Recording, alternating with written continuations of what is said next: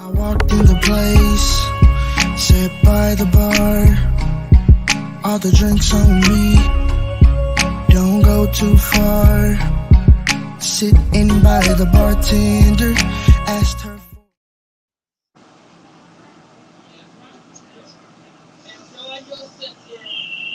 What's going on? It's your boy Connie, and we're here on 910 Sports Podcast. Once again, I want to thank God for this opportunity. We've been out for a few weeks. We just needed to take a break, you know what I mean, get recharged, regroup. You know what I'm saying? We plan on coming back bigger and better than ever. This is our first show back in probably about a month. First and foremost, secondly, I want to introduce my man, my go-to guy. You know what I'm saying? The pippin of this game, the young Barry White himself, Jacob, the great. What's going on, pimp? What up, man? What up, man? We back at it again, 901 Sports Podcast, man, where we bring you the best news and media of the young up-and-coming athletes, as long as, anything from Pop Warner to middle school to high school, collegiate, pro, as well as the mentors of the youth with the coaches and the school teachers and, the strength and conditioning coaches, the AAU coaches, all the above, man. So blessed to be back on it, and thank y'all for tuning in. Once again, we're always eternally grateful for those that tune in with us, chop it up with us, and those that support us. No doubt, no doubt. So basically, man, we're gonna get into our first topic of the night. And basically that's gonna be how many games should Ja Morant get? How many games should Ja Morant be suspended? This week, past week, Adam Silver said that they gathered more information on, or they got extra information on besides, I guess, whatever he's been, uh, charged. I can say charged with, but the stuff that they kind of like deemed, um, uh, I guess, unnecessary or not of their policy in the NBA. So he's been, I guess they found some more stuff on him that is going to add to his suspension. I'll say myself, um, I believe with the mistake that they made is when they didn't suspend him the whole regular season and the playoffs from the beginning. I think that's the mistake they made. Sometimes when you're dealing with somebody like that who's already made mistake after mistake after mistake, you have to drop the hammer on them.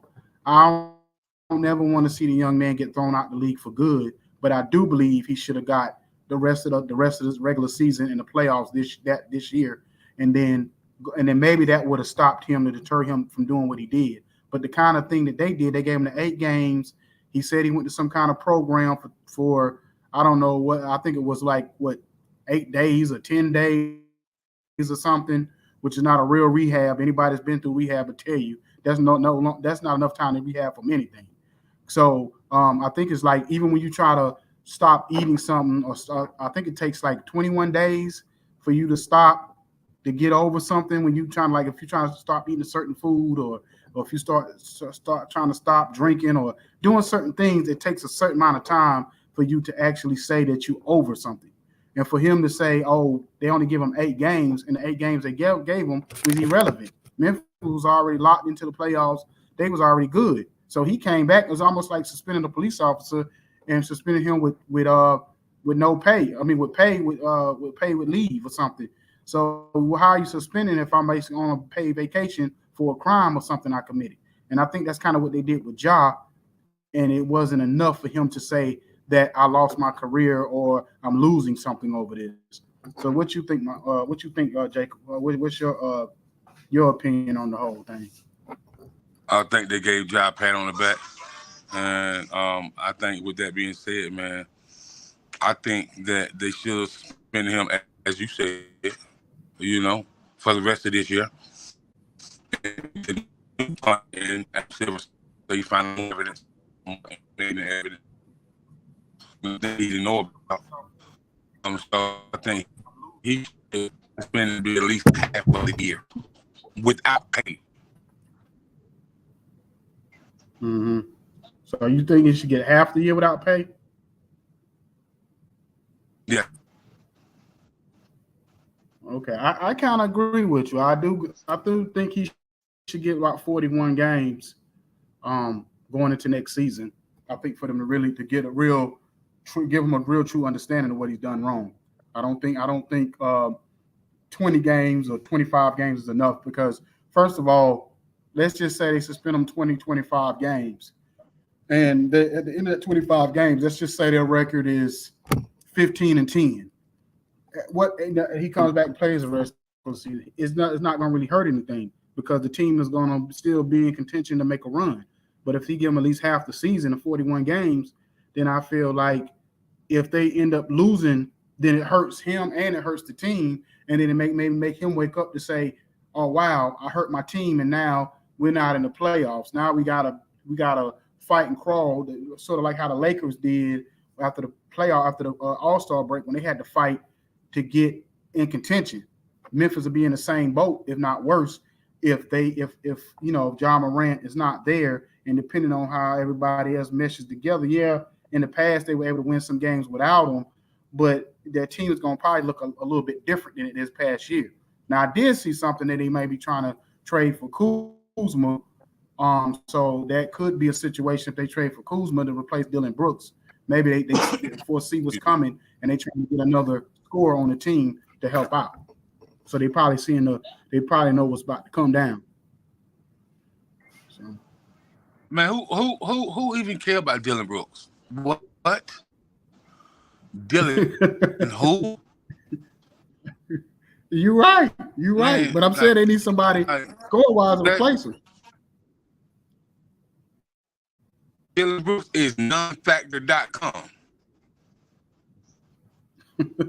Like, yeah, that's true. The king off, and piss the king off, and he. And second of all, man, you just the whole team look bad. You know, you just make the whole team look bad, and you not pleased. You should keep your mouth shut. That's the you know, like it's like a new trying to come into the music and then I go word for word with Drake, or somebody like that. But then you knew it, bro. You a target market. LeBron had a even it makes no sense.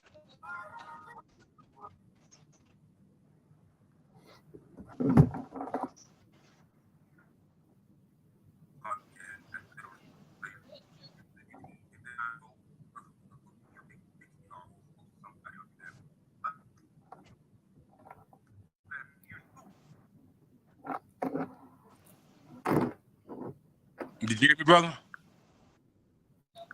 Yeah, I heard you was breaking up a little bit at the end there.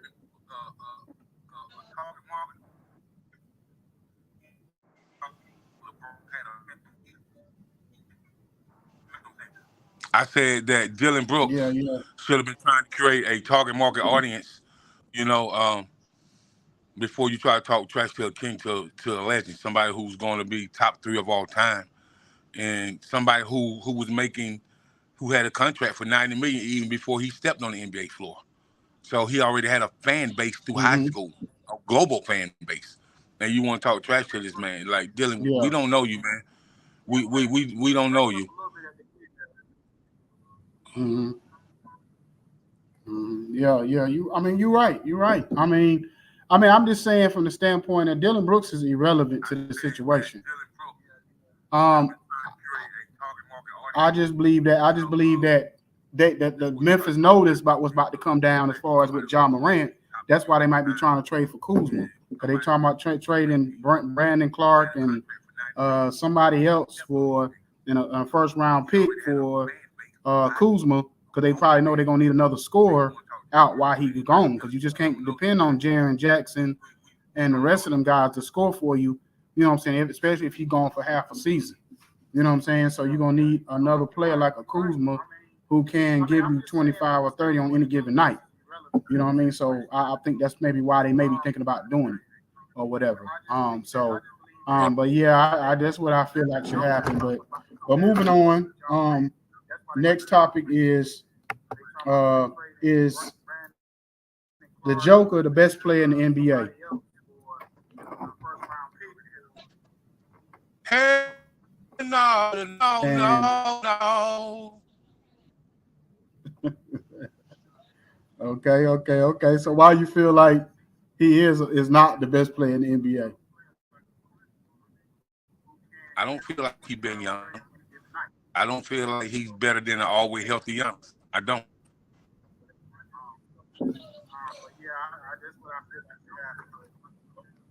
Okay. I just feel like everybody want to give Denver all this retribution, all these glory. Like, okay, they had the best record in the league for a whole year, man. But okay, like I don't, I just see that, man. I just don't see. And you was number one the whole year and played against the Lakers, like, and you only beat them by more 6 points. I'm thinking you should have beat them 20 points if you're that great.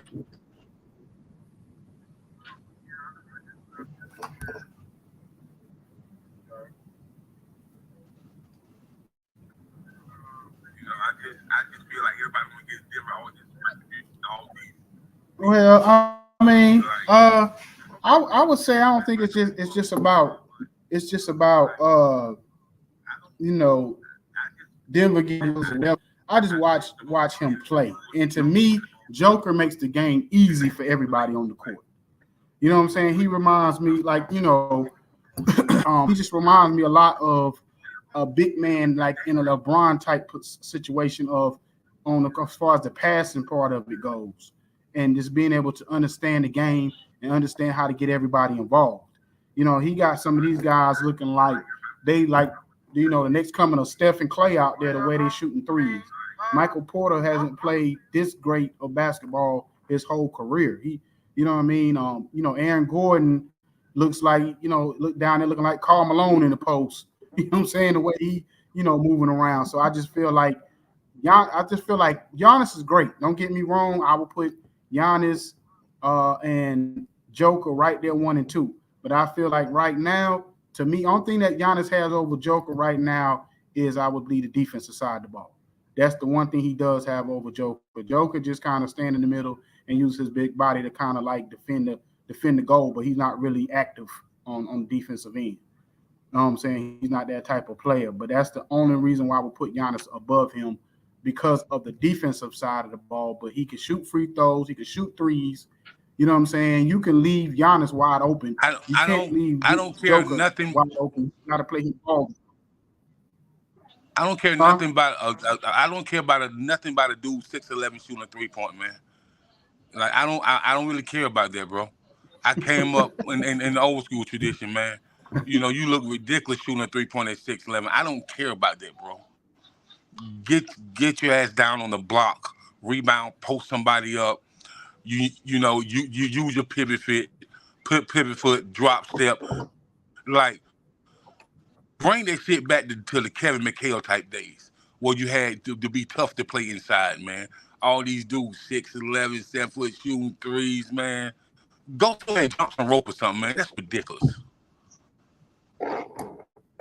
Well, it's kind of funny you said that, because I heard an expert say on one of the sports channels the other day that because of the way Joker played, the way he's such a big body and the way he's almost kind of like unstoppable, the way he can just kind of sit in the middle of the lane and just kind of pass the ball around and shoot over everybody, that they're going to have to start drafting big men and start putting big men back on these teams, just especially athletic big men, just to kind of help defend him.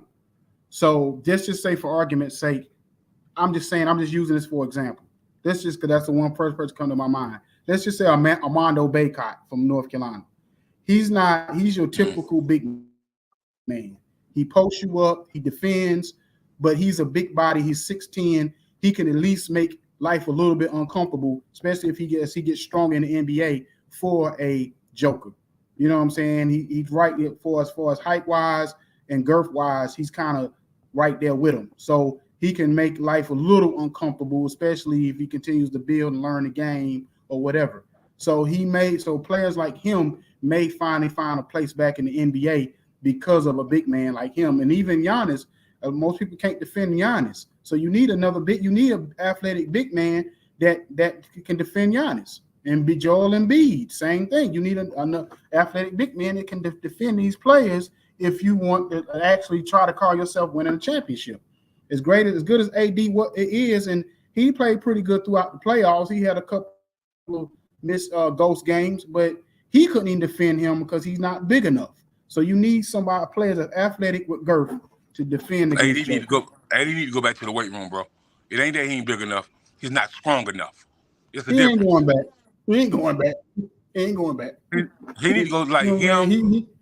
Like, see, this is what I never understood about these new age players, man. If you look at players that played before them in the last 15, 20 years, if you look at before they came in the league and when they worked out during the off season, when they got into their gym, they was way better players. Because I can tell you, MJ and Kobe and players like that, man, they went back and got to the gym, hired a personal trainer, man.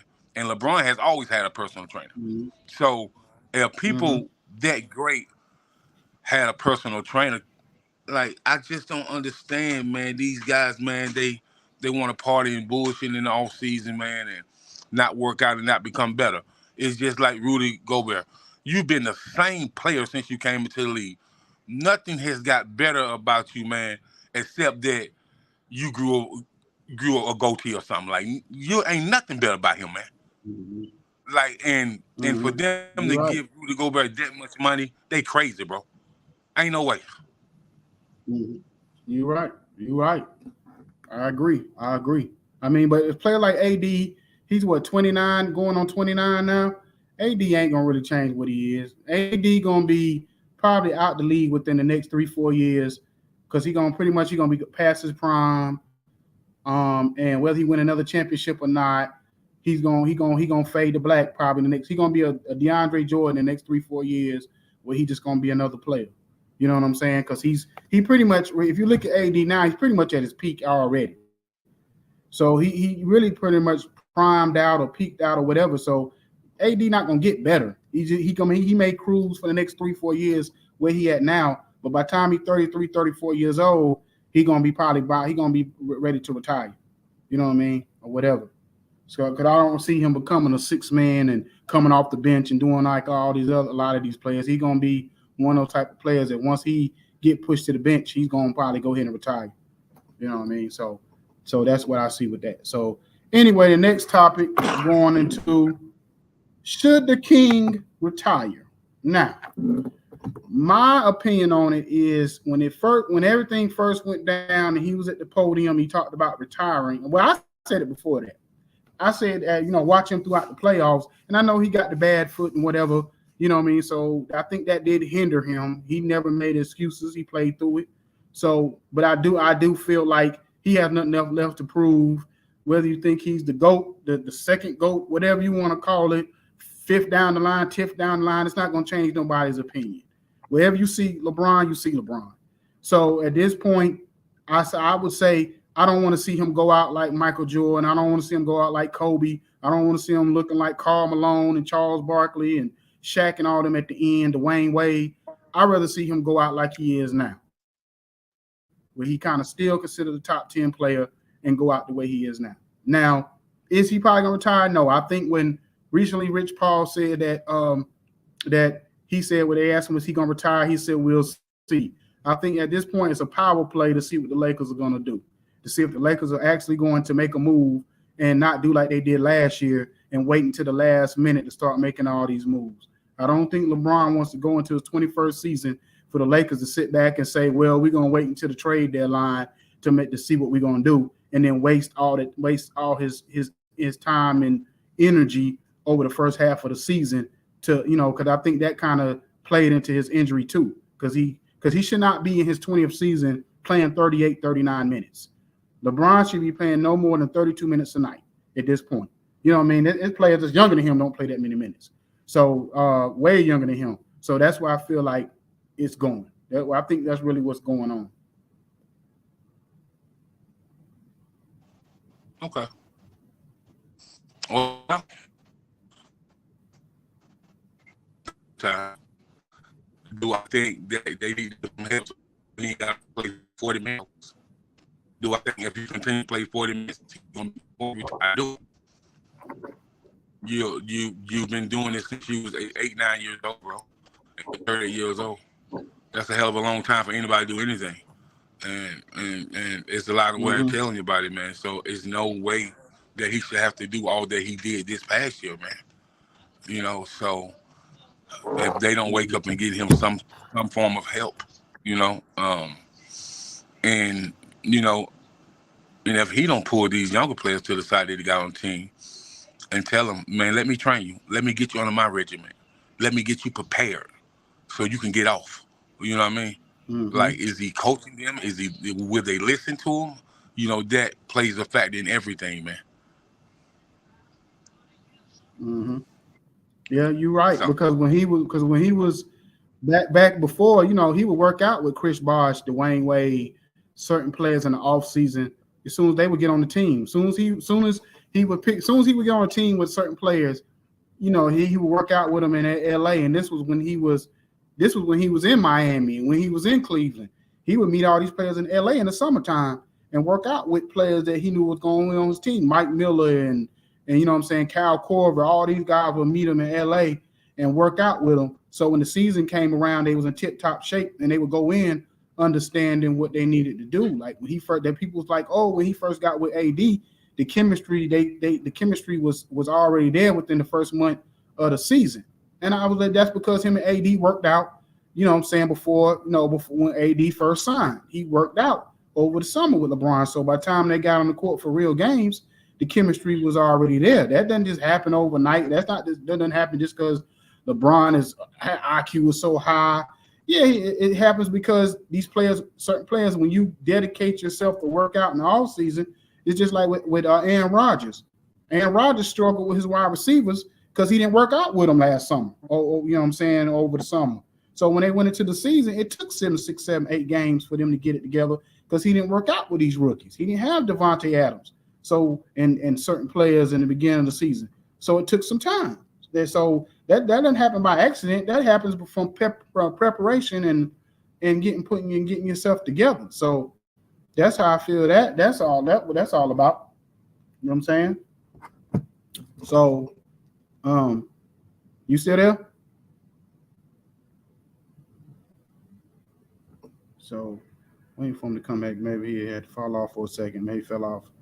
I hope I ain't lose. I think I might have lost him for a second. But anyway, so yeah, that's kind of how I look at it. I just look at it that you there?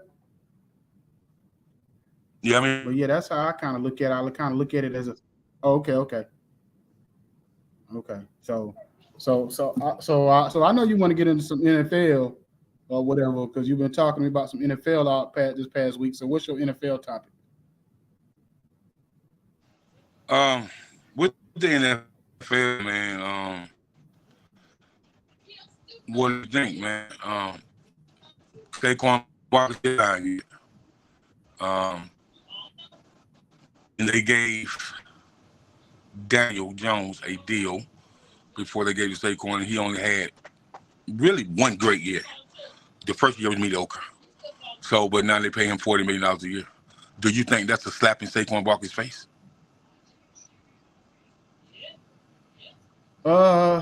Yeah, I do. But I do feel like because of the NFL doesn't value running backs anymore, I kind of understand why they did it. I don't say I agree with it, but I understand why they did it. Because thing about it is the Giants kind of in a position where they feel like they didn't trust what was coming out on the market. So all the quarterbacks that was coming out, they weren't positioned to really get into the quarterbacks that was in the draft.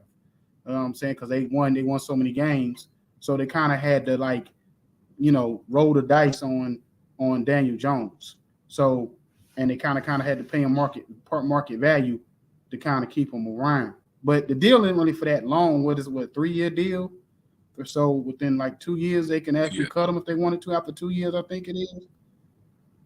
So I mean, so they didn't really invest as much as people think they did.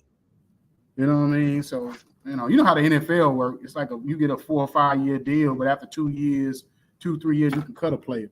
So I don't think it's going to hurt him as much as people think it is. But as far as not paying Saquon Barkley, I mean, yeah, I get it, but he just came off an injury too, so it was his first year really playing in probably about 2-3 years injury free. So I get it why they didn't pay him, but at the same time, he is a valuable commodity for that team that they need him on the field and they need him to be happy or whatever on the field. I mean, he could sit out, but the last running back we seen sit out was what's the old boy from Pittsburgh, and you see how that worked out for him. Yeah. You know what I'm saying?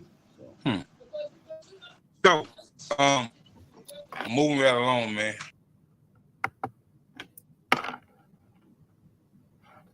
Yeah, so he fell off for me. He should be back in a minute. So yeah, that's my whole thing on it is that that Saquon that I get why they did what they did. Saquon Barkley is a great running back, great player, but at the same time, I feel like I get in this day and time, NFL running backs has come like a dime a dozen to them. They don't really feel like they contribute to winning championships. Because the way they look at it now is like you have to have your receivers, you have to have offensive linemen, you have to have your edge rushers. That's kind of what, if you look over the last probably 4 or 5 years, that's what's going highest in the draft. You know what I'm saying? Of course, the quarterback, but your edge rushers, your offensive linemen, and your edge rushers, whatever. And then for everybody else kind of falls in place, linebacker, corner, safety, if you need one. And they kind of look at it like to the point of I kind of look at it to the point where I believe that some of these positions don't help you win a championship. Like, when the last time you heard of a cornerback winning you a championship, other than like a Deion Sanders or maybe, and like a Darrelle Reeves didn't even get you there. Jalen Ramsey was probably the last one you could say contributed to maybe winning a championship in that way. And Jalen Ramsey, to me, is not. He's probably one of the most overrated corners I've ever seen. I mean, the man gets beat more times than not, but he looked upon as being an elite corner because of there's not a lot of elite corners in the NFL at this point in time, especially none that are considered like shutdown corners. Most of the corners in the league nowadays are more like I would say more like what you call it, not positionless corners, but what you would call like scheme corners. You know what I mean? Zone corners or corners that fit a system corners. You know what I'm saying? That's kind of what you will see most of the cornerbacks nowadays. But yeah, Jacob, I was just saying, if you could hear me, I was just saying that the way it is now with running backs and like the way the NFL looks at it now, it's like over the last 5 years, they draft quarterbacks, they draft edge rushers, offensive linemen, and wide receivers. That's kind of what's the cream of crop of what they draft. Everybody else kind of fall in line.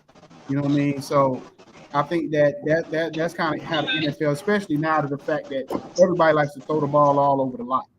So nobody really likes to run the ball really like that anyway no more. So I think that's the main probably thing about the NFL now is that nobody likes to really run the ball. So if you don't really like to run the ball, your running back becomes like a fullback. He becomes the glorified blocker in the backfield that pretty much blocks for the quarterback and keeps him safe. So that's what a running back, or he comes out the backfield and you can throw it to him or whatever out the backfield. So he becomes the safety net, like your tight end almost. So if if you don't have a great tight end, then you better have a good third down type of back that you can put out there. Because think about it, what you have in the NFL right now, you have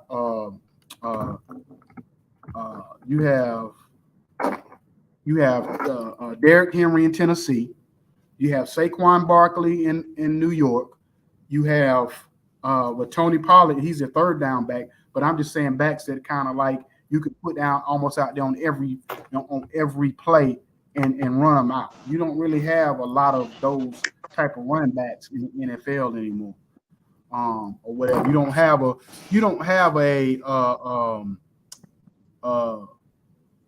Damon Thomason. You don't have a ED. You don't have an Eric Dickerson type where you could put them out there for all three possession, all three play, all first, second, and third down. You don't have them type of running backs no more. You have maybe a few of them left. So, when the last time you heard of a running back help win a Super Bowl? When the last time you heard a running back went helping win a Super Bowl? Terrell Davis. You know what I mean? Think about it. Terrell Davis. So we talking, that was 99, 98, 99? Like that? So we talking 23 years? Was it 98, 99? I think it was. 97, 98, 97, 98, I think. Because they won back-to-back. So it was 97, 98, I believe. So we talking 25 years since we've had a running back that actually really I take that back. We had your boy in LA. I mean Seattle. What's my man name? The running back in Seattle. My son Alexander. No. The one that they're supposed to get the ball to. What's his name? Lynch. Marshawn Lynch. Yeah, Marshawn Lynch. Marshawn Lynch is probably the last you could say really contributed to a championship team. You know what I'm saying? Before that won the Super Bowl and was a major contributor. But speaking of that, since the running back is not respected anymore, then they still don't want to pay the players that helped them get there, which is the receiver. I just seen a report that Minnesota may think of trading Jefferson because they don't want to give him a big payday. Or they don't want to give him an extension. Mm-hmm. Well, yeah, that's the owner, the management being cheap, I think. Because we already know he probably, if not the best receiver in the game, he top 3. Yeah. Without a doubt. You know what I mean? And they talking about letting go Dalvin Cook. I seen that today. They're talking about releasing him. I think they're supposed to cut him on Tuesday. Yeah, so that lets you know right there they don't value the running back. You know what I mean? That Dalvin Cook one of them running backs that can take it 80 yards at any moment. And you telling me he can't fit on a championship team? You know what I mean? Cause think about it. If you already saying Kirk Cousins is not the guy, why wouldn't you want a Damon Thomason in the backfield if Kirk Cousins is not your guy? If you don't trust Kirk Cousins, wouldn't you want him to have a running back? Did Minnesota pick up a running back in the draft? I'm not sure about that. Yeah, so unless they picked up a running back in the draft, I don't see why they would want to cut the Dalvin Cook. Now I think they might have. I'm not sure. I want to say they did. Yeah, I think so too. But don't nobody care about no Minnesota. Get out of here, man. The only thing that we know about, man, the only thing that we know about Minnesota is they have, and now he's no. There don't nobody care for them. Don't the Twins care about man. So and you don't know whether you're gonna get the first cousin, second cousin, the third cousin, or your grandmama's second cousin with Kirk Cousins. So Yeah. So if that's the case, let's just say Dalvin Cook.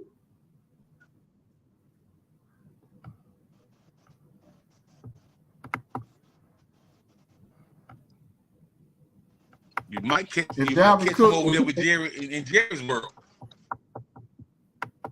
You said, with who?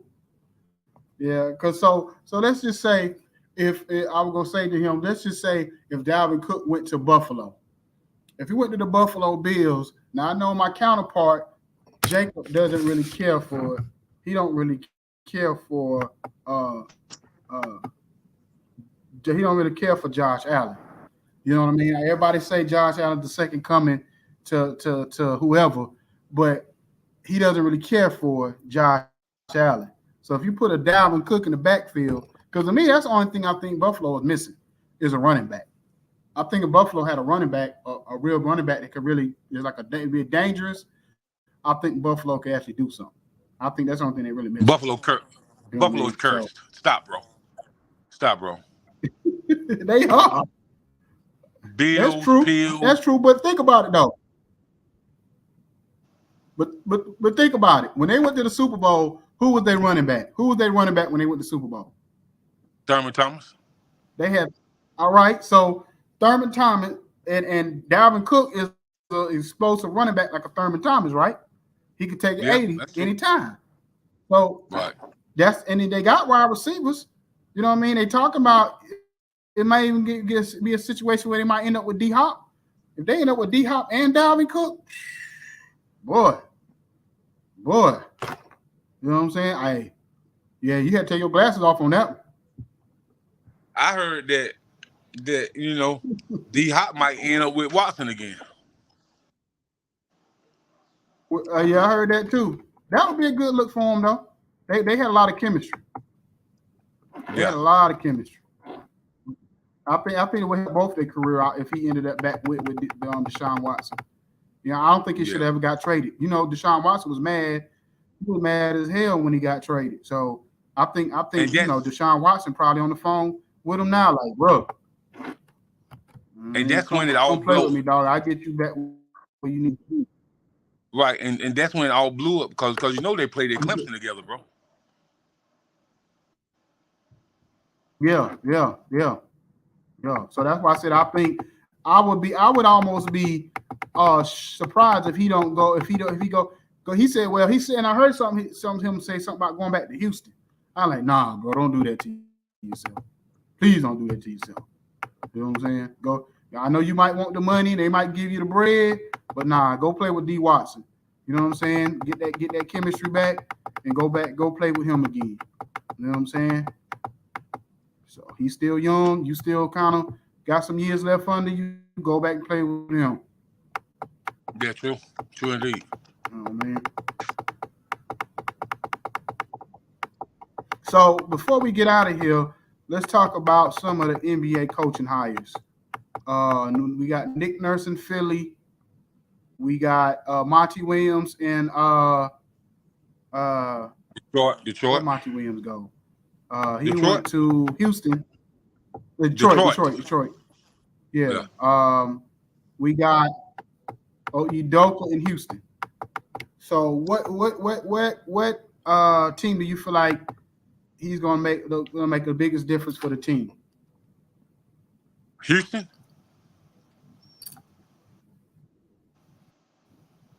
So you think Udoka gonna make the biggest difference in Houston? Yeah, because the three coaches. Because he already got some players that was at Boston that want to follow him now.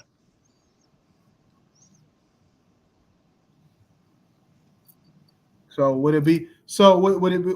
So do you think that somebody like a Jaylen Brown will want to get traded over there?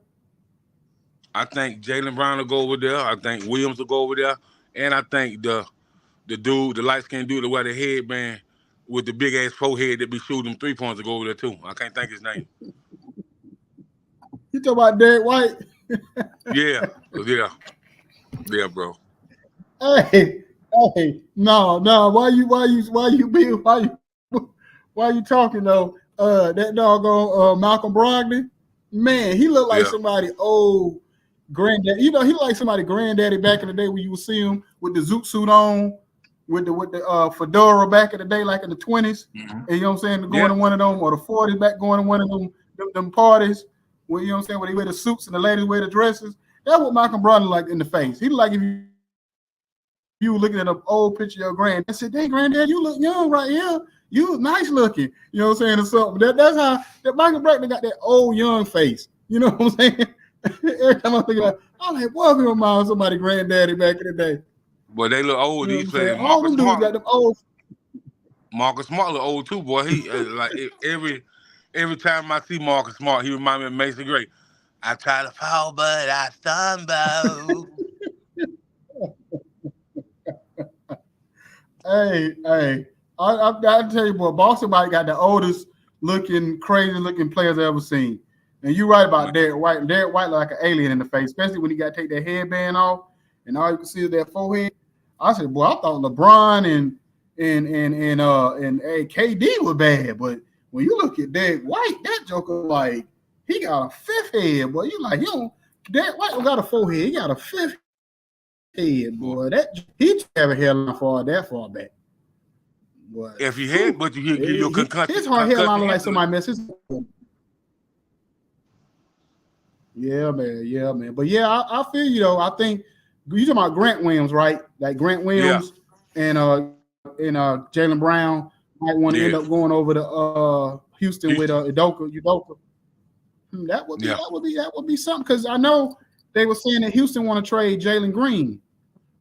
For whatever reason, I don't know why they I guess they maybe don't feel like he's progressing fast enough. I don't know. He only going into his third year. This is what I don't like about the NBA. The NBA will draft these young 18, 19-year-old players, and they want them to be superstars overnight. That's not fair to these players. If you're going to want them to be great in the first couple of years, then don't draft them.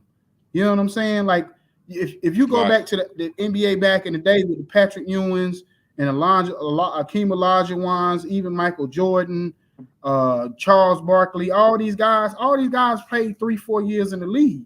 Tim Duncan played all 4 years.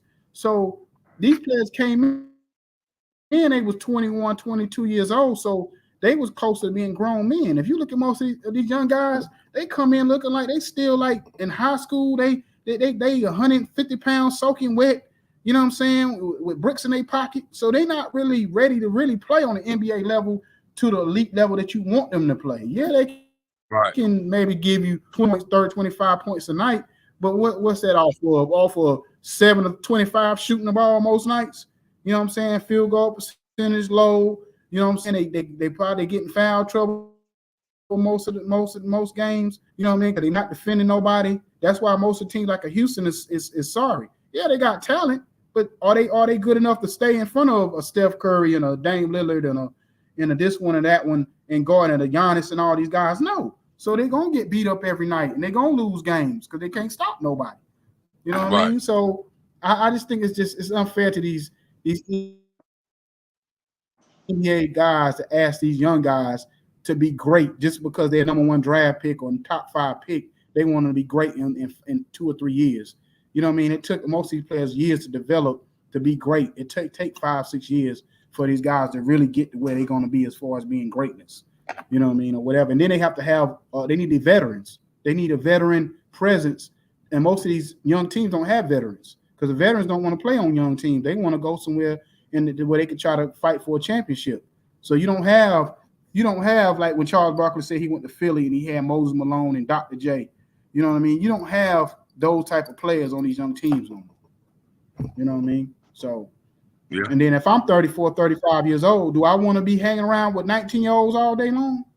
If I'm that, you know what I'm saying? I'm 34, 35 or 31, even if I'm 31, 32, and I got to be in the locker room with 19, 20-year-olds, you can't even go to the bar with me. You can't even go to a lot of places with me, hang out, because you too young. You know what I'm saying? So, and then let's say I'm single and you single. We can't even really interact in the same party because you dating a girl chick that's 21, 19, 20. I'm over here trying to date older women. We ain't got nothing in common even if we do go out. So, rough, man. It's rough. Yeah. So, but yeah. I mean, that's other than that, man. I appreciate everybody coming out, watching us tonight. Like I said, it's our first episode back, in about a month. We definitely gonna start having, special guests back on here again. We just wanted to go ahead and get this first episode out the way. My man Steve-O, safe travels to him. He couldn't be on tonight. He was traveling to VA with his family, so he couldn't be on here tonight. We was trying to do it this morning, but I got tied up a little bit, so I was like, we just go ahead and knock it out tonight since we don't have anybody on here interviewing. You know what I'm saying, to get this first one out the way. But I do appreciate people kind of keeping up with us, especially our core fan base that's always been there from like day one. You know what I'm saying? And anybody new that's chimed in with us for the first time, or whatever, I'm hoping you kind of got something out of this first episode that we brought that came back in a minute or whatever. But we come on every Sunday mornings, usually at 8:15 a.m. for our 910 Sports Show, our 95 South podcast. We do it on either Thursday or Friday nights, depending on what kind of special guests we have on. So you can tune on into that one this week.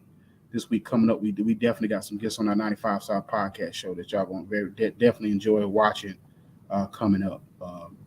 But that's about it. Jacob, when I jump off, either call me or we could continue to talk on here real quick because I want to run something by you before we after we go off. I'll definitely give you a call. Anything you want to say before we get off of here? I urge everybody to watch the Stephen A. show. He's discussing Scott Pippen saying that Michael Jordan was a horrible player. And he goes in on Scott Pippen. Boy, look here. Okay. When Scott Pippen sees Stephen A. Smith, he might hit him in his chin. Okay, so before we leave, I do want to chime. I'm glad you brought that up, and I thought about that, and I think, this is my opinion. What I think Scottie Pippen was saying, I think Scottie Pippen was saying that basically he wasn't a winner, not necessarily horrible. He used the wrong word, horrible. He was just saying when he got there, Michael Jordan didn't know how to win. I don't think he was saying that he was horrible, like terrible. Like I think people took that too literal. He said what he said. He said what he said, bro. We didn't say it. He said it. He said what he said. I get that. I think people see. I think the internet takes stuff too literally sometimes. I don't think he really meant it like that. If you really listen to what he was saying, I think he was just saying Michael Jordan wasn't a winner. No, he wasn't. Man, get out of here, he didn't know how to win. He was selfish. Get out of here. Hey, Steve, ain't nobody taking that out of even Phil Jackson said. Even Phil Jackson said that years ago that Scottie Pippen was the best all-around player that he ever coached. Scottie Pippen was trash when he came. He was pure trash when he came to the Bulls. He only averaged 7 points his first year, 14 points his second year, and 14.3 points his third year. When he got Mike taught him how to run an offense, taught him how to play the game of basketball, and taught him how to be this quote-unquote obsolete player that can do multiple things on the court. Stop it, bro. Scottie. I wouldn't say Michael Jordan taught him that. I think Phil Jackson taught him that.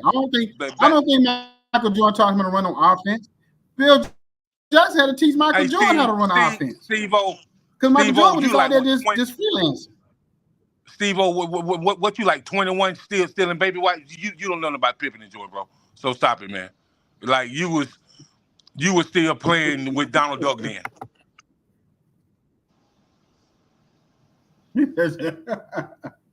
He's Donald Duck. Hell no. Hey man, I think people just took it out of context. I really do. So we gonna get out of here, man. But this is what I'm gonna say, man. For a person to average 7.2 points when they first came in the league, their rookie season, to a person to average 28.2 points, but I'm a horrible player, but you only average 7 points. Okay, all right. Yeah, I like I said, I really think people took it out of context. I really do. I think he used the wrong word. I don't think he meant horrible. Like everybody know he went horrible. How Stevie Wonder probably know he wasn't horrible. Bro, if he used the wrong word, then listen, man. Learn how to speak with proper etiquette. Get your grammar together because that's not our fault because you used the wrong words. You said it, we didn't. Bottom line. Yeah, true. I mean, I don't think he really care about that part. I just feel like he used the wrong word. I don't think he really care what people really thought of what he said. I just feel like he used the wrong word. I think he did that on purpose. Scott he did it on purpose, to be honest with you. He's very delusional and he's heartbroken. So if you want some coffee, and some cheese crackers, and you can go to listen to "Cry Me a River" by Justin Timberlake. Because Scott, I mean, Hey, what are you all I'm doing, gonna bro? say, all I'm gonna say is if you ever watch like 48 Hours, if you ever watch 60 Minutes, 2020, people get murdered for what his ex-wife did to him. You know what I'm That's true. saying? That's People very have true. murdered their wives, have murdered what his wife did. His She wife did the definitely. ultimate violation that you just don't do to a man. You know what I'm saying? Scott Pippen ex-wife is trash, garbage. So he Like, got a lot of business in his heart. man, that makes no Yeah. sense to what she did to that man for no apparent reason, man. But this is the way of the world, man. Like loyalty, trust, honesty, unity. It really don't you still find it sometimes, but a lot of cases, man, people don't really care about your feelings or how loyal and honest you was with them, and so it is what it is, man, and the brother going through something, he And crying for help. Michael Jordan should have checked his son. Michael Jordan should have checked his son. He a Like, grown son, man, there's bro. certain things we just don't do as me. I Well, get it, you but you still check. You know me. You know me if it was my son. You know I'd check him. I'd be like, nah, son, Dad, right, we don't do that. right, You know what I mean? right. So you Me don't think Mike if said me and you fell out, if you had a son and me and you fell out, and my son and you, I mean, you had a daughter and me and you fell out, and Tay started dating your daughter, I'll be like, man, bro, I don't care what me and him got going on. You're not about to violate that or whatever. You know what I'm saying? Certain things you just don't do. You know what I mean? Especially, you know what I'm saying, when you know it's a violation, like let's say your girl, like not your daughter, your girl, like your girl. If my son started dating, you know what I'm saying, your girl, you know what I mean, like y'all broke up, and then my son started dating her, and we already know it's an age difference, same way.